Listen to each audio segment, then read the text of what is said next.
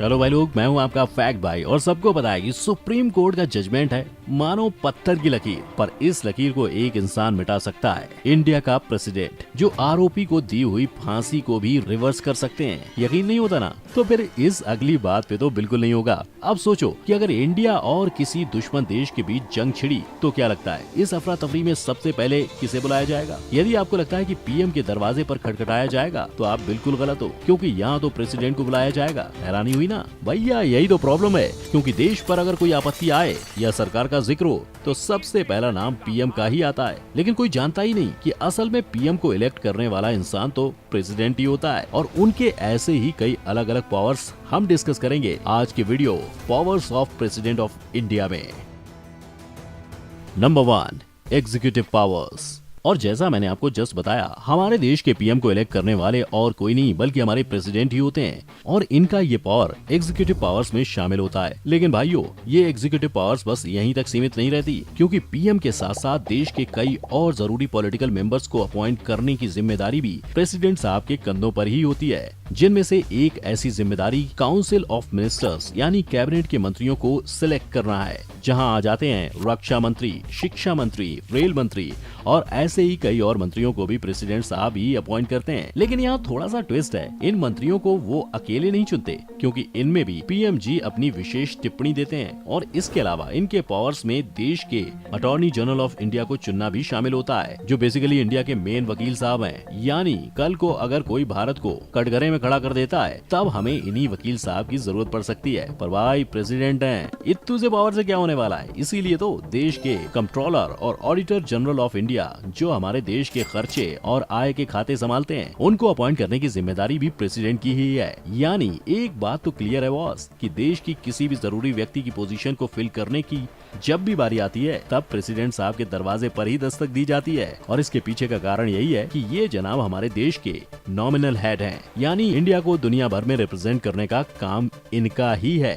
Number 2, legislative powers.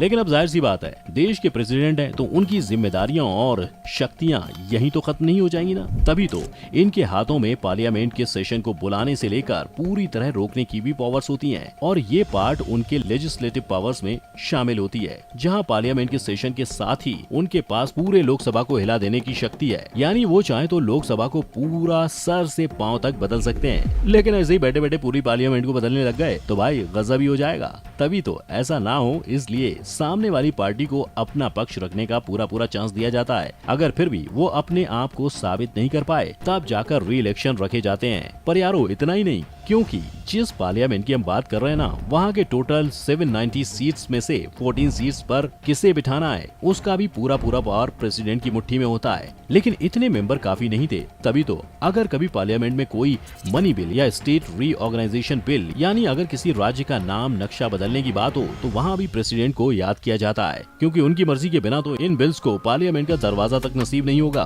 और अब जाहिर सी बात है, हम राष्ट्रपति की शक्तियों की बात कर रहे हैं तो ऑब्वियस है, ऑर्डिनेंस यानी कच्चा कानून पास करवाने की ताकत तो इनके लिए बहुत मामूली सी बात है। पर जैसे कानून के हाथ लंबे होते ना, वैसे ही प्रेसिडेंट के पावर्स की लिस्ट भी काफी लंबी है। तभी तो अगर पार्लियामेंट का कोई बिल प्रेसिडेंट को कुछ खास जमा नहीं तो वो इसे या तो पूरी तरह खारिज कर सकते हैं या फिर इसमें बदलाव लाने को बोल सकते हैं। पर हाँ, एक बात तो है, उनकी इस पावर से कुछ खास फर्क नहीं पड़ता है, क्योंकि एंड में बिल के साथ क्या होगा उसका फैसला तो पार्लियामेंट ही लेगी, और इसमें प्रेसिडेंट भी कुछ नहीं बोल सकते हैं। Number 3, judicial financial powers. पर यारो इतना सब सुनने के बाद भी अगर आपको लगता है कि हमारे कोर्ट्स में जो कुछ भी चलता है उसमें गवर्नमेंट का कोई हाथ नहीं होता है, तो भाई एक बार फिर से सोच लो, क्योंकि सुप्रीम कोर्ट से लेकर हाई कोर्ट तक के जजेस की नौकरी राष्ट्रपति के हाथों में ही होती है, और ये वाला पावर उनकी शक्तियों की लिस्ट में जुडिशियल पावर्स में शामिल है, जहाँ इसके अलावा भी उनके पास पूरा अधिकार है, जहाँ वो किसी भी अपराधी की सजा पूरी तरह से पलट सकते हैं। यहाँ तक कि किसी क्रिमिनल की मौत की सजा को भी रुकवाने की ताकत रखते हैं हमारे प्रेसिडेंट बाबू मोशाय, और ऐसा ही कुछ किया है हमारी एक्स प्रेसिडेंट प्रतिभा पाटिल ने, जहां उन्होंने कुल 35 ऐसी सजाओं को माफ किया था। पर इतना ही नहीं, इसके आगे भी कई और पावर्स हैं, जैसे फाइनेंशियल पावर्स, जहां संविधान के अनुसार हर साल राष्ट्रपति को बजट पेश करना होता है। पर क्या है ना, इतनी ऊंची कुर्सी पर बैठे हैं तो थोड़े बहुत फायदे तो होंगे ही ना, तभी तो वो ये काम देश के फाइनेंस मिनिस्टर से करवाते हैं। लेकिन जैसे कॉमिक बुक के सुपर हीरो के पावर्स खत्म होने का नाम नहीं लेती है ना, ठीक वैसे ही इनकी पावर्स चलती ही रहती हैं। तभी तो इन जनाब के पास भारत के कंटिजेंसी फंड यानी इमरजेंसी फंड का एक्सेस भी होता है, और इसके साथ ही हर 5 साल में फाइनेंस कमीशन बनाने की पावर भी राष्ट्रपति के पास ही होती है। Number 4, emergency powers. हालांकि ये सारे पावर्स काफी कमाल के हैं, पर इन सब के अलावा राष्ट्रपति के पास एक अलग तिजोरी की चाबी होती है, जिसे इमरजेंसी पावर्स के नाम से बुलाया जाता है। जैसे देश में कोई अफरा तफरी वाली स्थिति हो गई, तब इस हथियार को निकाला जाता है। और यहाँ 3 प्रकार के हथियार होते हैं: नेशनल इमरजेंसी प्रेसिडेंट्स रूल और फाइनेंशियल इमरजेंसी। पहला वाला तब लागू होता है जब देश में या तो अंदर ही अंदर लोग दंगे फसाद कर रहे हैं या दुश्मन देश के साथ जंग छिड़ गई हो। और इस रूल को हमारे देश में 3 बार लागू किया जा चुका है: 1962 में चाइना वॉर के समय, 1971 के पाकिस्तान वॉर के वक्त, और 1975 में जब देश में बढ़ती गरीबी और भुखमरी के कारण लोग दंगे कर रहे थे। तब उन दंगों को रोकने के लिए इंदिरा गांधी के कहने पर नेशनल इमरजेंसी डिक्लेयर कर दी गई थी। खैर, अगला जो रूल है वो है प्रेसिडेंट्स रूल, जहां अगर किसी राज्य की पार्टी के हाथ से वहां के लोग छूट रहे हो, तब उस राज्य को प्रेसिडेंट के अंडर ले लिया जाता है। और ये रूल हमारे देश में बहुत बार अपनाया गया है। जैसे कि हाल ही में जम्मू एंड कश्मीर में ये रूल लागू हुआ था, पर अब उनकी हालत को साइड में रखा जाए तो इनमें से एक रूल काफी फॉर्चुनेट है, जो है फाइनेंशियल इमरजेंसी, जिसकी जरूरत तब पड़ती है जब ऐसा लगे कि देश में पैसों की वजह से वांदे हो रहे हैं। और ये बात इसलिए अच्छी है क्योंकि आज तक भारत में इस रूल को लगाने की नौबत कभी आई ही नहीं है।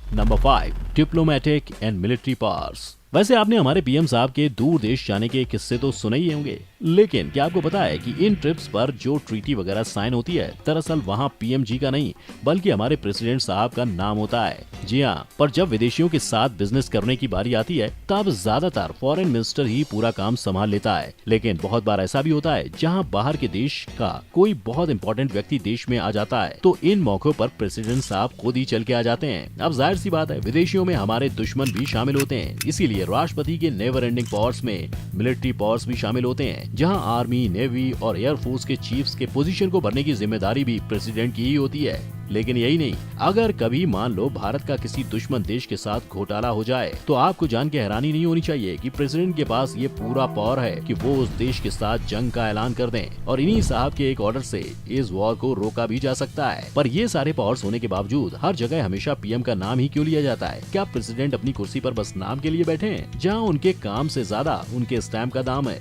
आपको क्या लगता है? नीचे कमेंट में अपनी राय हमें जरूर बताना, और इस वीडियो को लाइक और शेयर करना बिल्कुल ना भूलना।